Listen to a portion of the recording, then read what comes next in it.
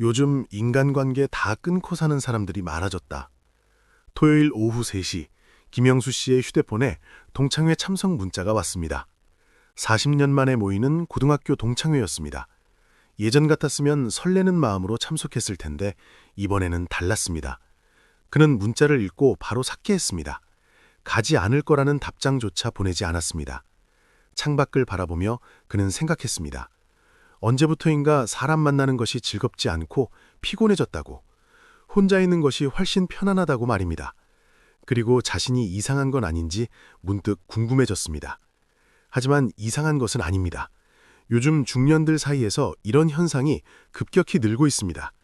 평생 쌓아온 인간관계를 하나둘 정리하고 혼자만의 시간을 즐기는 사람들이 많아지고 있는 것입니다. 과연 이들에게 무슨 일이 일어난 걸까요? 박미경 씨는 올해 60입니다. 그녀는 평생 사교적인 사람으로 살아왔습니다. 동창 모임, 동네 친목회, 교회 봉사 모임, 취미 동호회까지 참여하는 모임만 5개가 넘었습니다. 일주일에 서나흘은 누군가를 만났고 주말에도 약속으로 가득했습니다. 그런데 작년부터 변화가 생겼습니다. 모임에 나가는 것이 점점 부담스러워졌습니다. 만나면 즐거워야 하는데 오히려 피곤했습니다. 집에 돌아오면 기진맥진했고 며칠은 쉬어야 회복되었습니다. 무엇보다 대화 내용이 만족스럽지 않았습니다. 누가 어떻게 됐다더라, 누구네 자식이 어떻다더라, 끝없는 뒷담화와 비교가 이어졌습니다. 어느 날 그녀는 결심했습니다. 모임을 하나씩 정리하기로 한 것입니다. 처음에는 한두 개만 그만두려 했는데 하나를 그만두니 다른 것도 그만두고 싶어졌습니다. 결국 1년 만에 모든 모임에서 빠져나왔습니다. 사람들은 의아해했습니다. 무슨 일 있냐고, 왜 갑자기 그러냐고 물었습니다. 하지만 그녀는 후회하지 않았습니다. 오히려 홀가분했습니다. 이제 남의 눈치를 보지 않아도 되고 억지로 웃지 않아도 되었습니다. 하고 싶은 일을 하고 쉬고 싶을 때 쉬었습니다. 혼자 카페에 앉아 책을 읽거나 공원을 산책하는 시간이 행복했습니다. 물론 외로울 때도 있었습니다. 무언가 나누고 싶은 이야기가 있어도 연락할 사람이 없었습니다. 하지만 그 외로움보다 인간관계의 피로감이 더 컸습니다. 그녀는 말합니다. 이것이 자신이 선택한 삶이고 지금이 더 편안하다고 말입니다. 그렇다면 왜 이런 현상이 일어나는 걸까요? 첫 번째 이유는 관계의 질이 변했기 때문입니다. 정수철 씨는 올해 65입니다. 그는 대학 동창들과 정기적으로 만나왔습니다. 40년 넘게 우정을 이어온 친구들이었습니다. 하지만 최근 몇 년간 모임의 분위기가 달라졌습니다. 예전에는 서로의 안부를 진심으로 묻고 고민을 나누었습니다. 하지만 이제는 자랑과 과시의 장이 되어버렸습니다. 누구는 자식이 대기업에 취직했다. 누구는 손주가 특목고에 들어갔다. 누구는 집을 샀다. 끝없는 자랑이 이어졌습니다. 처음에는 축하해 주었지만 점차 피곤해졌습니다. 자신은 자랑할 것이 별로 없었고 듣고만 있으려니 초라한 기분이 들었습니다. 결정적 사건은 작년 모임에서였습니다. 한 친구가 그에게 물었습니다. 너는 요즘 뭐하냐? 별일 없지? 그 말투에서 그는 무시를 느꼈습니다. 자신이 성공하지 못했다는 전제가 깔려 있었습니다. 그날 이후 그는 모임에 나가지 않았습니다. 연락이 와도 바쁘다고 핑계를 댔습니다. 처음에는 친구들이 도촉했지만 점차 연락이 뜸해졌습니다. 그리고 어느 순간 완전히 끊겼습니다. 40년 우정이 그렇게 끝났습니다. 섭섭했지만 동시에 홀가분했습니다. 더 이상 비교당하지 않아도 되고 초라함을 느끼지 않아도 되었습니다. 두 번째 이유는 시간과 에너지의 문제입니다. 나이가 들수록 체력이 떨어지고 사람 만나는 것이 부담스러워집니다. 이순자 씨는 올해 68입니다. 젊었을 때는 하루 종일 친구들과 어울려도 끄떡없었습니다. 하지만 이제는 몇 시간만 사람을 만나도 지칩니다. 대화하는 것도 웃는 것도 모든 것이 에너지를 소모합니다. 집에 돌아오면 며칠은 쉬어야 회복됩니다. 게다가 건강도 예전 같지 않습니다. 여기저기 아픈 데가 생기고 병원 다니기도 바쁩니다. 그런 상황에서 인간관계까지 신경 쓰기는 버겁습니다. 그녀는 하나씩 관계를 정리했습니다. 꼭 필요한 사람들만 남기고 나머지는 조용히 멀어졌습니다. 주변에서는 냉정하다고 했습니다. 하지만 그녀는 생각이 달랐습니다. 남은 인생이 얼마나 되는데 억지로 만나며 시간을 낭비하느냐는 것이었습니다. 진짜 소중한 사람들과 깊은 관계를 유지하는 것이 더 의미 있다고 판단했습니다. 세 번째 이유는 가치관의 변화입니다. 나이가 들면서 중요하게 여기는 것이 달라집니다. 최동욱 씨는 62입니다. 젊었을 때 그는 인맥을 중요하게 생각했습니다. 많은 사람을 알아야 성공한다고 믿었습니다. 그래서 명함을 수백 장 모았고 각종 모임에 열심히 참석했습니다. 심지어 별로 친하지 않은 사람의 경조사에도 빠짐없이 갔습니다. 하지만 은퇴 후 깨달았습니다. 그 많은 인맥이 별 의미가 없다는 것을 말입니다. 정작 어려울 때 도와준 사람은 손에 꼽을 정도였습니다. 대부분은 이익관계로 맺어진 피상적인 관계였습니다. 직함이 사라지자 연락도 끊겼습니다. 그는 허탈했습니다. 평생 쌓아온 인맥이 허상이었다는 것을 깨달았을 때 말입니다. 하지만 동시에 자유로웠습니다. 이제 더 이상 관계 유지를 위해 애쓰지 않아도 되었습니다.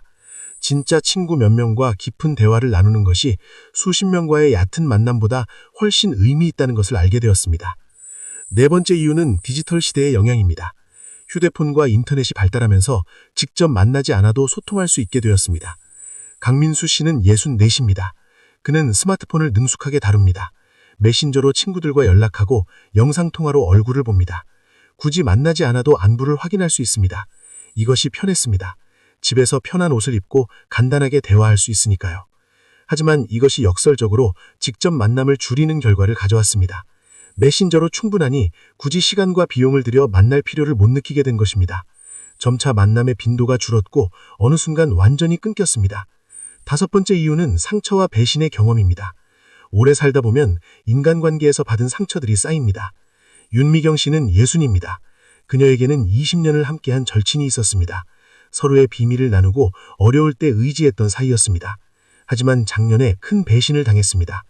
자신이 믿고 털어놓은 이야기를 친구가 다른 사람들에게 퍼뜨린 것입니다. 그것도 왜곡해서 말했습니다. 동네에 소문이 퍼졌고 그녀는 곤욕을 치렀습니다. 친구에게 따졌지만 친구는 발뺌했습니다. 20년 우정이 한순간에 무너졌습니다. 그녀는 큰 충격을 받았습니다. 그토록 믿었던 사람에게 배신당했다는 사실이 받아들여지지 않았습니다. 그 이후 그녀는 사람을 믿지 못하게 되었습니다. 새로운 관계를 맺는 것도 두려웠습니다. 차라리 혼자 사는 것이 안전하다고 생각했습니다. 그렇게 그녀는 모든 관계를 정리하고 혼자만의 시간을 보내기 시작했습니다. 이처럼 다양한 이유로 사람들이 인간관계를 끊고 있습니다. 하지만 이것이 과연 건강한 선택일까요? 전문가들은 말합니다. 적절한 고립은 필요하지만 완전한 단절은 위험하다고 합니다. 인간은 사회적 동물이고 관계 속에서 의미를 찾기 때문입니다. 완전히 혼자 되면 우울증이나 치매의 위험이 높아진다고 경고합니다. 김태현 씨가 바로 그런 경우입니다. 그는 모든 관계를 끊고 3년을 혼자 살았습니다. 처음에는 자유로웠지만 시간이 지나면서 문제가 생겼습니다. 말할 사람이 없으니 말이 줄었고 점차 말하는 것 자체가 어색해졌습니다. 외출도 줄었고 집에만 틀어박혀 지냈습니다. 그러던 어느 날 거울을 보고 놀랐습니다. 자신의 모습이 너무나 초라해 보였습니다. 표정도 없고 눈빛도 흐렸습니다. 그제서야 그는 깨달았습니다. 인간관계를 완전히 끊는 것은 답이 아니라는 것을 말입니다. 그는 조금씩 관계를 회복시키기 시작했습니다. 완전히 예전으로 돌아가지는 않았지만 몇 명의 진짜 친구들과 다시 연락을 시작했습니다. 한 달에 2번 만나 진솔한 대화를 나누었습니다. 그러자 삶의 활력이 돌아왔습니다. 이것이 바로 균형입니다. 모든 관계를 유지할 필요는 없지만 완전히 끊을 필요도 없습니다. 질 낮은 관계는 과감히 정리하되 질 높은 관계는 소중히 가꾸는 것입니다. 박영희 씨는 이 균형을 잘 찾았습니다. 그녀는 10개의 모임을 2~3개로 줄였습니다. 하지만 남은 관계에는 더 집중했습니다. 자주 못 만나도 만날 때는 진심을 다했습니다. 서로의 이야기를 깊이 나누고 진짜 마음을 공유했습니다. 그 결과 관계의 만족도가 훨씬 높아졌습니다. 양은 줄었지만 질이 높아진 것입니다. 그녀는 말합니다. 100명의 아는 사람보다 5명의 진짜 친구가 낫다고, 피상적인 만남보다 깊은 대화 한 번이 더 소중하다고 말입니다. 그렇다면 구체적으로 어떻게 해야 할까요? 첫째, 관계를 선택하고 집중하십시오. 모든 사람과 좋은 관계를 유지할 수는 없습니다. 정말 소중한 사람들을 선택하고 그들에게 시간과 에너지를 투자하십시오. 둘째, 정리할 관계는 정중하게 마무리하십시오. 갑자기 연락을 끊거나 무시하지 마십시오. 솔직하게 상황을 설명하고 이해를 구하십시오. 좋은 기억으로 마무리하는 것이 서로에게 좋습니다. 셋째, 새로운 관계에도 열려 있으십시오. 과거 관계를 정리했다고 해서 새로운 만남까지 거부할 필요는 없습니다. 비슷한 가치관을 가진 사람들과 새롭게 시작하는 것도 좋습니다. 넷째, 혼자만의 시간도 소중히 하십시오. 항상 누군가와 함께할 필요는 없습니다. 혼자 있을 때 자신을 돌아보고 내면을 충전할 수 있습니다. 다섯째, 가족 관계는 더욱 챙기십시오. 친구 관계를 줄였다면 가족과 더 많은 시간을 보내십시오. 배우자, 자녀, 손주들과의 관계가 노년의 가장 큰 위안이 됩니다. 인간관계를 정리하는 것은 나쁜 것이 아닙니다. 오히려 자신을 돌보는 현명한 선택일 수 있습니다. 중요한 것은 완전한 단절이 아니라 선택과 집중입니다. 질 낮은 관계에서 벗어나 질 높은 관계에 집중하는 것입니다. 나이가 들수록 시간은 더 소중해집니다. 의미 없는 만남에 시간을 낭비할 여유가 없습니다. 진짜 나를 이해하고 진심으로 대하는 사람들과의 시간이 훨씬 가치 있습니다. 오늘 이 영상이 인간관계로 고민하시는 분들에게 위로가 되었기를 바랍니다. 관계를 정리하는 것이 이상한 게 아니라 자연스러운 과정이라는 것을, 중요한 것은 양이 아니라 질이라는 것을 기억하시기 바랍니다. 더 많은 분들이 건강한 관계 속에서 행복한 노년을 보내실 수 있도록 구독과 좋아요 부탁드립니다. 여러분 모두 의미 있는 관계 속에서 평온한 나날을 보내시기를 진심으로 기원합니다. 감사합니다.